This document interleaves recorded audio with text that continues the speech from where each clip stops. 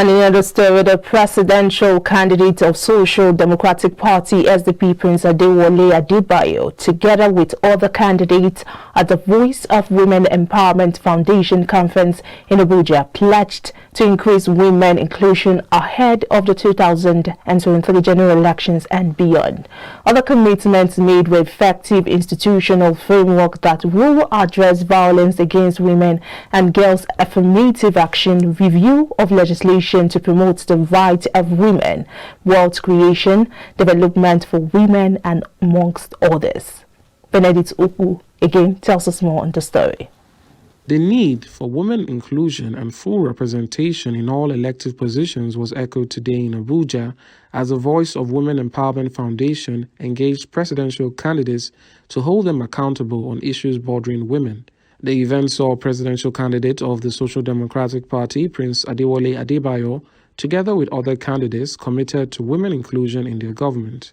Adewale pledged 100% unanimity with women ahead of the 2023 general elections and beyond. If we approach women as citizens, and we do that very well, most of our problems will be solved. If we approach women as humans, and we do that very well, most of our problems will be solved. But there are so many other ways we can look at women. But what is most important is the legal right. The rights, privileges, and prospects of women in the society should not depend on which government is in power. Should not depend on which politician signs an undertaking. Because under our Constitution, there are guaranteed rights for women. I will enforce the law, and I will ensure the rule of law prevails, and when that happens, women will be the beneficiary and the country will progress. We are not the type that use women for wearing wrapper and singing. We are out basically for these same issues. So we are in 100% unanimity with the women, whether it's ADC, whether it's Sdp, whether it's YPP. Some of the other candidates committed to 30% affirmative action, review of legislation to promote the rights of women, wealth creation, development for women, and others. We need to make a law. And that is one thing I want you to take from me. We must have a law in this country. Let's not talk about agreement. It should be a law giving women and youth a percentage in all electoral positions and every position in Nigeria. Economic empowerment whereby commercial banks will be encouraged, will be compelled to support women-owned businesses nationwide through the use of concessionary loan and incentive schemes. And of course, fighting domestic violence and abuse, educational parity, and helping the most disadvantaged in our society. Look around the world where there's WTO, United Nations, many other agencies. Nigerian women are at the top. And we need to bring that back home. We need to show you at the top of what we do as a country. But make sure, come 2023, you are present. You must be present. If Nigerian people decide they want change, we will see change next year. If Nigerian people don't want change, we won't see change next year.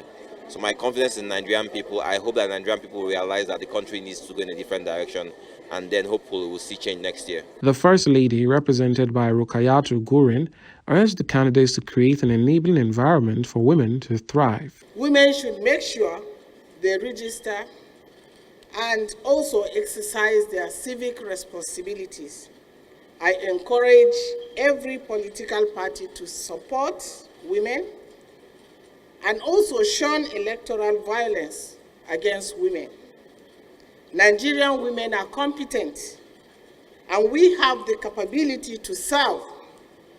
I urge every political party to create a conducive atmosphere for women to compete and strive. The Minister of Women Affairs, Pauline Talon, reminded the presidential candidate of the Womanifesto Charter of Demands entered with them as a sign of commitment. Nigerian women will no longer be silent. They demand equity based on their numerical strength. They demand accountability based on their sacrifices. They demand integrity based on promises unfulfilled. And above all, They demand a free and fair election where everyone's vote counts. My message to all the contestants is that no women inclusion in your agenda, no presidency.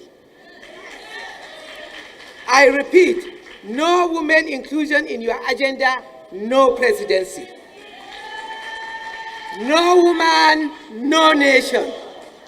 No woman, no nation.